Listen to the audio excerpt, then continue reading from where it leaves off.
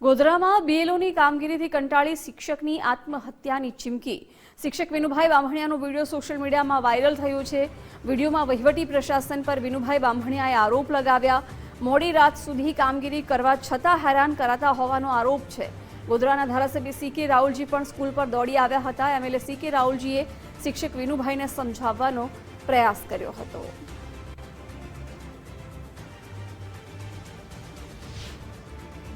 तालुका पंचायत जिला पंचायत होद्देदारो हाजर रही। जो मैंने कशुं थयुं तो तमे बधा जवाबदार छो।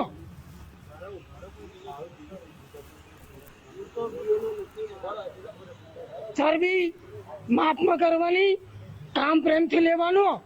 शिक्षको तमारा दलाल के गुलाम नथी ने मारी जोड़े चरबी नहीं करवानी। रात्रे 12 वाग्या सुधी હું ફરે છું। સાંભળી લો બધા। જો હું આત્મહત્યા કરે ને તો જવાબદાર ભાવિકા નામની એક મામલતદાર, પ્રાંત ઓફિસર મોદી, કલેક્ટર કચેરીના જે હોદ્દેદારો હોય એ બધા રહેશે। આ મારી જોડે ફોર્મ લેવા હોય તો મારી જોડે કલેક્ટર કચેરી પ્રાંતના 5 કર્મચારી મૂકો। ચાલો આપણે જાતે ઉઘરાઈએ ફોર્મ। એક પણ રાજકીય નેતા નથી આવ્યો, એક પણ કાર્યકર્તા નથી આવ્યો। અમે જાતે મહેનત કરી છે અને સવારે 8 વાગે 9 વાગે મામલતદાર એમ કે તમે ફોર્મ લાવો, 200 નો ટાર્ગેટ પૂરો કરો। હલા એટેક આવી જાય, એટેક। આ વિનુ બામણિયા મરી જશે તો આખો ગુજરાત સળગશે। સમજી લેજો બધા। અને મને ગરમ નહીં કરવાનો।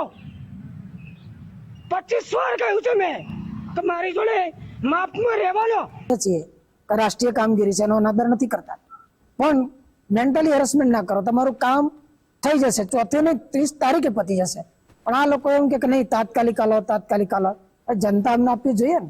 જનતાને ઘરે અમે 74 વર્ષ જઈએ, એમને કોઈ કારણસર ના આપે તો દરેકની સમસ્યાને ધ્યાને લઈ અને ચૂંટણી પંચે કામ કરવું જોઈએ। તંત્રે પણ એ પ્રમાણે કામ કરવું જોઈએ।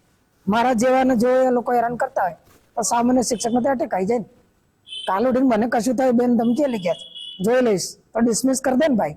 કોની રાહ જુઓ છો તમે? તમારે આ જ કરવું છે। શિક્ષકોને હેરાન કરવા, કર્મચારીઓને હેરાન કરવા, એને ભણાવવા જ નહીં દેવાને, ક્લાસમાં મોકલવાનો જ નહીં। શિક્ષણ ભલે ખાલી જાય।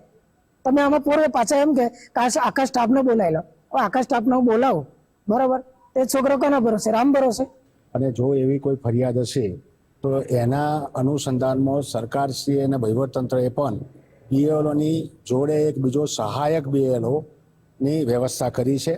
એટલે કોઈ બીએલઓના અનુસંધાનમાં હવે વધારે પડતી કામગીરી રહેશે નહીં, એ પ્રમાણેની સરકારશ્રી તરફથી વ્યવસ્થા કરવામાં આવી છે। એટલે એવો ભવિષ્યમાં કોઈ પ્રોબ્લેમ થાય નહીં।